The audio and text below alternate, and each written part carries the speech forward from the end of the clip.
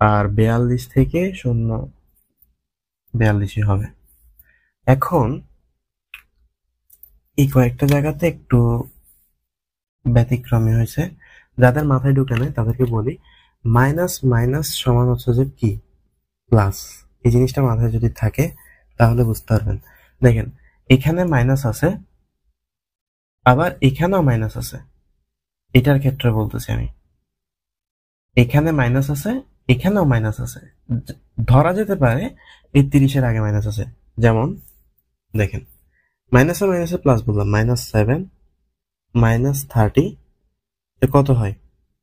-37 হবে। হিসাবটা এরকম, মাইনাস মাইনাস থাকলে মাইনাসটা রেখে দিয়ে আমরা কি করব, যোগ করে দিব। জাস্ট মাইনাস সাইনটা রেখে দিয়ে সংখ্যা দুইটার যোগ